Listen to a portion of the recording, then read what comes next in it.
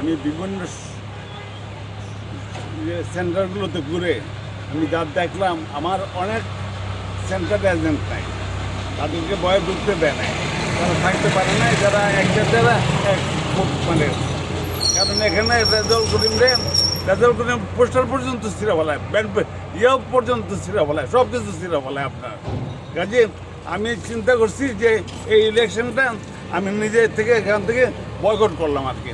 আমি এটা মেনে নিতে পারতেছি না, এখানে ফ্রেশ করে আরও নতুন করে আবার নির্বাচন দেওয়া হোক, এটাই আমি দাবি করছি, যাতে সুষ্ঠু নির্বাচন, যেখানে তারেক সাহেব বসছেন, সুষ্ঠু নির্বাচন সবাই বলছেন, আমাদের প্রধানমন্ত্রী সাহেব বলছেন, সমস্ত বিরোধী দল বলছেন, আমরাও বলতেছি, স্বতন্ত্ররাও বলতেছে, কিন্তু এখানে সেটা হয় নাই, সেটা ট্রিবিউলেশন কমিশনার, সেটা এখানে আর্মি আসছে, কতক্ষণ থাকার পর আবার তারা সিল মারা হয়েছে, এমন হয়েছে যে এখানে সামনে সিল মারবার এখানে ভোট দিবা, এইভাবে তারা ব্যবস্থা নিয়েছে। তো এটা তো আর হতে পারে না, এটা তো সুষ্ঠু নির্বাচনের লক্ষণ না।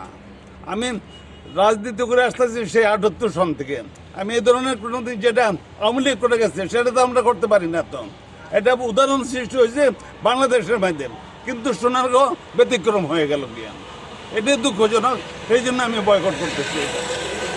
স্যার, স্পেসিফিক আপনার কি কি অভিযোগ আছে, কিন্তু কোন কোন কেন্দ্রে সিল মারার ঘটনা ঘটছে, আপনার কোনো কর্মীকে হয়রানি করা হয়েছে কিনা? স্পোর্টস সেন্টারে, হ্যাঁ, কালকে একটা কর্মীরে এখানে আপনার এই যে মেনেখার ব্রিজের উপর তারা আমি ডাক দিচ্ছি, ও বাড়ি যখন যাইতেছিল তখন ওখানকার চৌরাস্তার কত কিছু ছেলে বললে আওয়ামী লীগের ওর ধরে মাইরা টেরে ওর থেকে টাকা পয়সা নিয়ে গেছে, ওর টাকা পয়সা মানে ব্যবসার টাকা পয়সা আর কি, ছেলেটা মানে ডেন্টিস্টের পরামর্শ নাও নতুন কোলগেট অ্যাক্টিভ সল্ট। খুবই ডেডিকেটেড পার্টি। তারপর বাইরে যাওয়ার পর আমি ওসিরে টেলিফোন করার পর সাথে সাথে আইসাম, ওসি ওদেরকে ধরে আন না, ওদেরকে 5,000 টাকা ফেরত দিচ্ছেন। এই ধরনের বিভিন্ন ইউনিয়নে, প্রত্যেকটা ইউনিয়নে আপনারা খোঁজ নিয়ে দেখেন, বয়ে কেউ কোনো কথা বলতে চায় না। এটা কোন ধরনের রাজত্ব? এটা তো পয়সা আসে নেয়, এই জন্য তো দেশ স্বাধীনতা হয় না, এই জন্য তো 24শে আগস্ট 5ই আগস্ট হয় নাই, 69 আন্দোলন, স্বাধীনতার আন্দোলন, এই জন্য তো হয় নাই আপনার। স্যার, এটা তো গতকালকের কথা বললেন, আজকে এরকম স্পেসিফিক আপনার কাছে কোনো তালিকা আছে কিনা? থেকে আমার বাইর করে দিচ্ছে, ওখান থেকে বাইর করে দিচ্ছে, আপনারা দেখতে পারবেন, রেজাল্ট হলে দেখতে পারবেন কি অবস্থাটা, রেজাল্টটা দেখলেই আপনারা বুঝতে পারবেন যে কী অবস্থাটা হচ্ছে। ভারতীয়তে সেন্টার নেই, সম্মানিত অনেক জায়গায় সেন্টার নাই, আপনার বিভিন্ন ইউনিয়নের সেন্টার নাই, এজেন্ট নাই, এজেন্টদের বের করে দেওয়া হয়েছে। এজেন্টদের আপনি কি অভিযোগ করেছিলেন? আগের থেকে ভয় দেখাইছে, কেউ ভয়ে ইভেন কি ইয়েটা নিতে চায় না যে আমি হইতে পারবো না, এরকম ভয় পাইছে।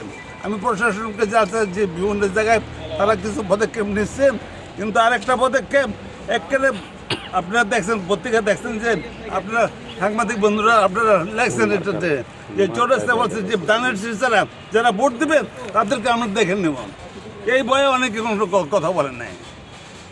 সেটা তারা তদন্ত করছে, তদন্ত করে তারা তদন্ত রিপোর্ট পাঠাইছে। তাহলে স্যার, এখন সর্বশেষ বিকেল হয়ে গেল, সিদ্ধান্তটা কি? আমি আমি নির্বাচনটা বয়কট করলাম আর কি।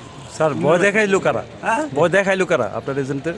এই ভয় দেখাচ্ছে এই উচ্ছৃঙ্খল ছেলেপেলে, যাদের নির্দেশে যারা করতে পারে আর কি, তারা যারা নির্দেশ দিচ্ছে তারা হতে পারে কেন্দ্রীয় কমিটি, তাদের এই থানা কমিটির যারা নেতৃবৃন্দ আছে অনেকে। আপনি কি বিএনপির উপর ব্লেম দিচ্ছেন?